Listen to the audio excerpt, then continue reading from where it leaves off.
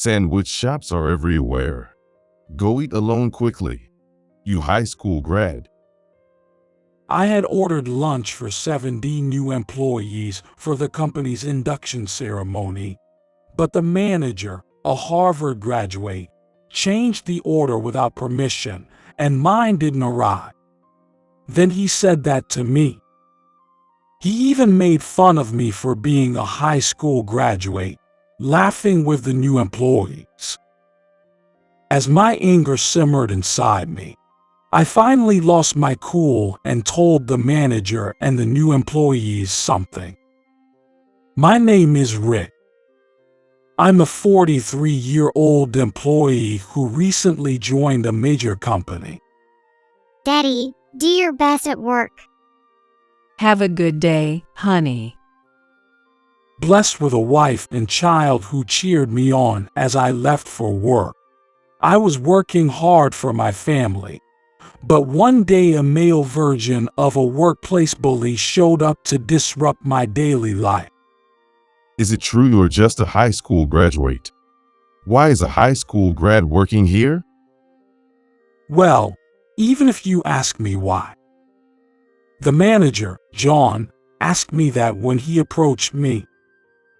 While I was puzzled, John glared at me as if demanding a quick answer. Yes, as you say, I graduated from high school, but... So it's true. How did a high school grad even get into our company? Most of us here are college graduates. By the way, I graduated from Harvard. Wow, that's impressive. Upon finding out I was a high school graduate, John looked down on me and casually mentioned he was a Harvard graduate. He seemed to be someone who valued academic background a lot. To avoid any trouble, I walked away from John and returned to my work. But from that day on, John started harassing me. Do these documents. Sometimes he dumped documents on me. Other times he made me clean, and even sent me on errands, using me as much as he could. Are you okay? You look pale. Maybe you should talk to someone. As the harassment from John continued, it seemed the stress was showing on my face, and my wife was deeply worried. But I shook my head. He's the manager, and I just transferred here, so I don't want to make a fuss. Even so, I'm worried. It's okay. I have a plan for when push comes to shove. I reassured my wife like that. Knowing the situation from a few days ago, my wife was probably on edge, worried my health might deteriorate. But giving up over something like this would mean losing my manhood. Well then, I'm off for the day. Daddy, do your best. Whether they knew the situation or not, I received cheers from my beloved child, and I headed to work determined not to lose. Rick, handle these documents today. If you want to get close to a Harvard graduate and manager like me, you have to do this kind of work. That's right. Leave it to me. Fueled by my family's encouragement, even when John increased my workload again, I took it on with enthusiasm. John, who watched me in astonishment, didn't bother me at all, and I even gained skills. It was a win-win situation for me. Learning that things could change depending on my approach and mindset, I continued to positively handle any harassment from John, turning it into skill development. Hey, I don't understand this part. Then, as I grew, other employees started approaching me for help. Instead of asking the angry John, they asked me when they didn't understand something, and I made sure to explain things politely. This part can be improved if you do it this way. Thank you, Rick. You're so reliable. Seeing the happy smile of the employee made me happy too. A year passed as I continued doing these tasks, and finally, spring arrived. Rick, could you order lunch for 70 new employees? Understood, John. As we were preparing for the entrance ceremony, John asked me that. Of course, I agreed and answered him likewise. There hadn't been any trouble with John recently. So, without much thought, I called the sandwich shop and placed the order. Then, on the day of the entrance ceremony, our company president stepped onto the stage and spoke to the new employees through a microphone. Congratulations to all the new employees. We are very pleased to welcome 70 new members to our company today. As you become a part of society, we expect you to grow significantly as important personnel in our company, carrying a sense of responsibility and awareness. With the president's speech ending, the induction ceremony concluded, and it was time for lunch. I saw the delivery car from the sandwich shop arriving, and I started handing out the sandwich boxes to the new employees one by one. I had ordered enough for all of our employees, so as I was handing them out, I noticed that mine was missing. That's strange. I'm sure I ordered enough for everyone. Looking at the receipt I received from the delivery person, I noticed that the number was one less than what I had ordered over the phone. When I immediately asked the delivery person, they told me that there was a change made after my order. It was a call from your company's manager. He said there were too many sandwich boxes ordered, so he asked to reduce it by one. Didn't you know about this? Seeing my surprised reaction, the delivery person asked timidly. Coming to my senses, I told them it was fine, and the delivery person cheerfully greeted me and left. Holding the receipt, I went to see John, who was happily eating his sandwich surrounded by the new employees at a prepared table. John, can I have a word with you? I need to talk. What is it, Rick? Can't you see I'm eating with the new employees? Read the room, will you? John smirked at me, having guessed the topic of my conversation. That really ticked me off. Looking around, the new employees, already aware of the situation, started snickering. Still, I wasn't intimidated and spoke up again. I didn't get my lunch. I definitely ordered enough, but the sandwich shop said the order was changed afterward. They said it was you who called. I was entrusted with the order, so I would like an explanation for the change. Suppressing my anger, I calmly conveyed this, but hearing it, John laughed at me even more. You figured it out quickly, didn't you, high school grad Rick?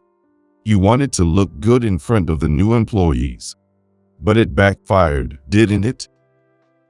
At that moment, John and the new employees burst out laughing.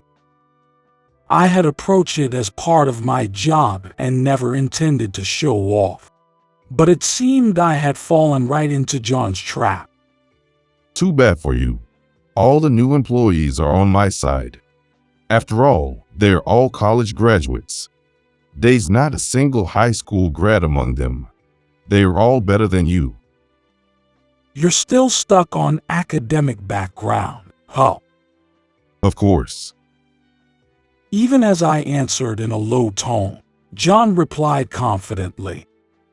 Some of the employees here are high school grads like you, and they seem to understand you to some extent. But I won't be fooled. From the perspective of college grads, High school grads do crap work. It's a pity for the excellent college grads. John's biased view of prioritizing academic background showed no sign of stopping. That's why, as an interviewer, I didn't accept any high school grads and chose the excellent college grads here. They follow me properly, and they're all loyal and helpful, unlike someone with just a high school diploma. Despite not arguing with John and following him as an employee, I still seemed inferior to the college grads. Sandwich shops are everywhere. Go eat alone quickly, you high school grad. Bringing the topic back to the sandwich, John urged me to leave the room. At that point, I completely lost my cool. Fine. Then all of you, consider your job offers canceled. Huh? The new employees, unable to grasp my smiling words immediately, raised their voices in confusion. Their bewilderment made me chuckle. Looking at John, he wore the same dumbfounded expression. I wanted to burst out laughing, but I felt it was necessary to explain things to everyone, so I continued speaking. Didn't you hear me? For those of you who are a bit slow to understand, I'll say it again. I said I'm canceling the job offers of all the new employees here that John selected. Huh? What nonsense are you talking about? Have you lost your mind? You're just an employee, and a high school graduate at that. You can't do something like that. John started laughing again, joined by the new employees. Are you planning to report this to the president? Who do you think the president will believe? A mere employee or me, the manager? Of course, the president will believe the mere employee, John. Suddenly, the president appeared, and everyone turned to look at him. John and the employees were taken aback. President, why are you here? Did Rick call you? While everyone was stunned by the president's sudden appearance, John tried to ingratiate himself with the president. What he's saying is complete nonsense. You shouldn't trust him. If anything, you should fire him. The new employees here are troubled because of him. Right? John sought confirmation from the new employees. The new employees, along with the other employees, nodded in agreement with John. But I'm the one who's troubled. Huh? After letting out a huge sigh, the president said that, causing John to look confused. I'm saying that I'd be troubled if Rick were to leave. Rick is my son, and he will take over this company. Son. John and the new employees were shocked as they realized the truth about me as revealed by my father, the president. The new employees turned pale, believing my father's words. I heard you tampered with a lunch order, making sure my son didn't get his lunch. I was just being considerate, thinking Rick's wife would make him a homemade lunch.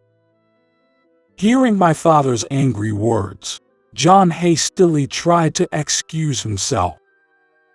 His feeble excuses were obvious and embarrassing to witness. I had never mentioned my wife to John, but the fact that he knew and had investigated gave me chills. I told my wife the company would provide lunch today, so she didn't make me one. Oh, I see. Sorry about that, Rick. John apologized awkwardly with a forced smile. It seemed like the matter was resolved, but my father had been listening to the entire conversation between me and John from outside the door, so he knew everything. When I looked at my father, it was clear he wasn't going to let this slide. John, I already know you've been belittling my son's academic background. You weren't always like this. Recalling the past, my father began to speak. John used to be someone who earnestly faced his work. However, seeing how John had changed, my father looked genuinely disappointed. That's why I hired you without hesitation. Even though you graduated from Harvard, you worked hard and climbed the ranks through your efforts, and I believed you'd become a cornerstone of the company. But now, I feel utterly betrayed. Sir, I'm deeply humbled by your high expectations. But regardless of what your son told you, I've been a reliable leader, as shown by how the new employees follow me. Betrayed, you say? That's preposterous. John insisted he was doing his job properly.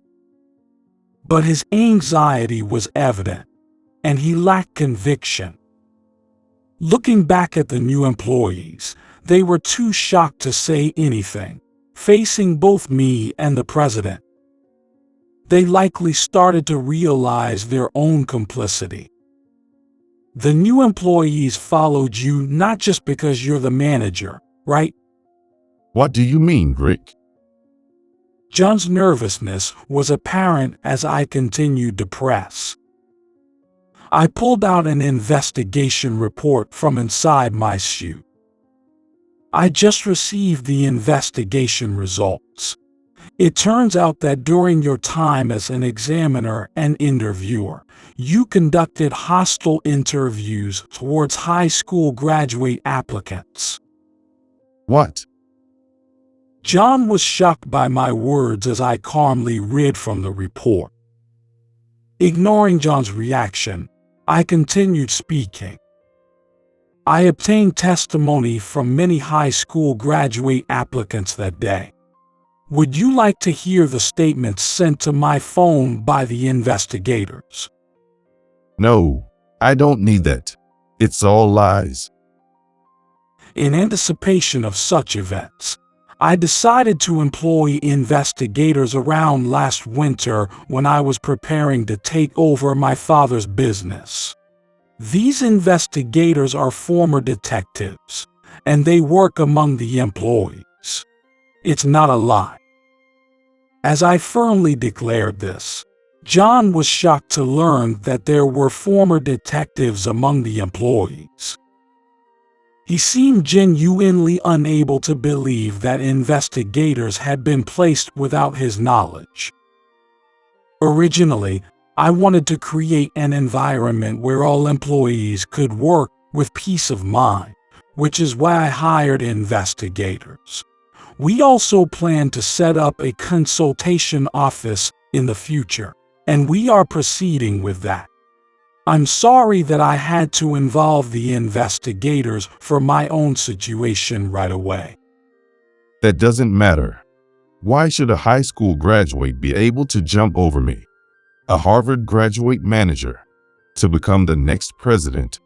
President, aren't you ashamed to favor your own son? John, his anger rising at my words, now directed his fury at my father, the president. But my father didn't back down, glaring sharply at John. You're the last person who should be talking about favoritism based on academic background. My son worked at his previous company for decades, intentionally avoiding mine. He did a great job and finally came over to take the baton of my company, and now you dare to disparage him with your narrow-minded view. By the way, at his previous company, he was the vice president. Do you still think it's unfair for him to become the next president? As my father and I pressed John, he seemed at a loss, realizing he hadn't known this. It's not something I usually brag about unless asked. Saying it myself feels quite embarrassing. No matter how great my background is, I don't use it as a shield. I stated that firmly, leaving John stunned. For someone so fixated on academic background, the fact that I, a high school graduate, had been a vice president elsewhere was likely a severe blow to his pride. But to drive the point home, I spoke up again. I requested the investigation because your behavior was against our company's policy, and all the employees you hired as an interviewer were college graduates. Our company accepts high school graduates without discrimination, as I was well aware. John's face turned pale, clearly not expecting his actions to be exposed. Seeing this, my father cleared his throat and addressed John. Since you conducted hostile interviews, it's a company scandal. I plan to step down as president and pass the baton to my son. This is 2 years earlier than planned, but my son can handle it. You will also be disciplined accordingly. John stood in stunned silence, devastated by my father's words. My father then turned his attention to the new employees. I'm sorry, but you all also showed your disdain for high school graduates. Therefore, we've decided to cancel your job offers. The new employees, too, fell into despair. Some began to cry and beg my father to reconsider, thinking of their disappointed parents. President, we're so sorry. Although it was easy to foresee their tears, I hoped they would take this as an opportunity to reflect on their actions. Due to the hostile interviews conducted by the interviewer, we deeply regret and apologize to the victims and their guardians. We are truly sorry. The next day, my father and I explained the situation to the victims and their guardians and apologized. We also announced that the job offers for the college graduates had been revoked and that John had been dismissed. Angry parents yelled at us for the treatment of their children, but we apologized sincerely. Parents naturally want the best for their children. Since this affects their lives, it reinforced my determination to create a better company. Rick, I entrust the company to you. My father, looking exhausted, entrusted the company to me.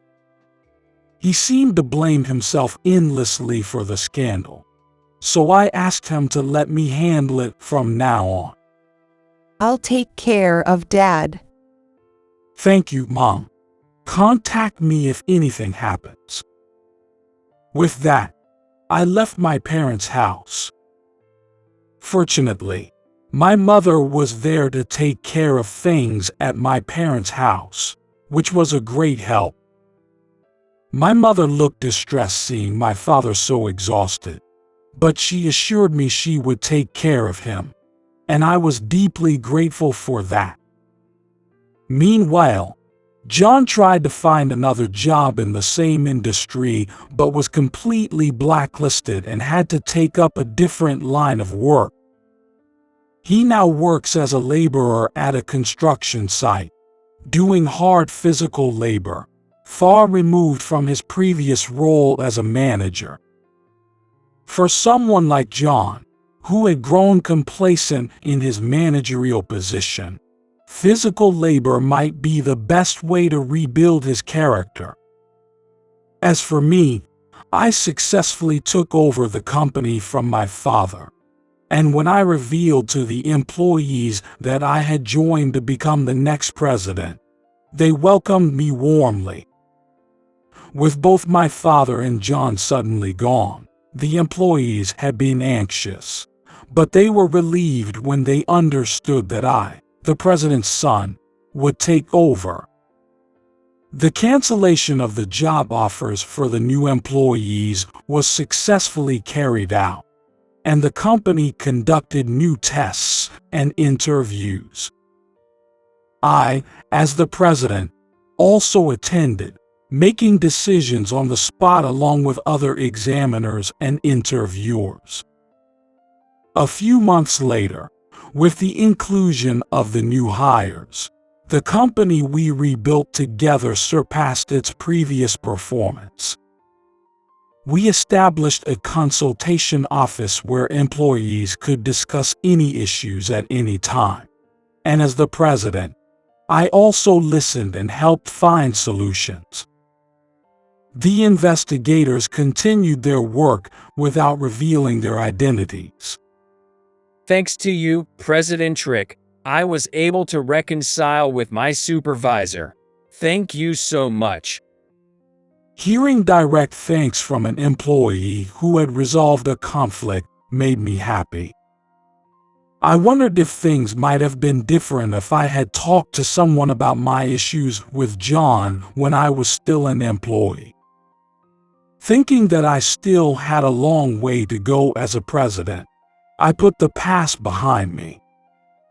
The present reality, built by my efforts and those of the employees, is something that shouldn't be denied. With that in mind, I continued to strive for further development of the company as its president.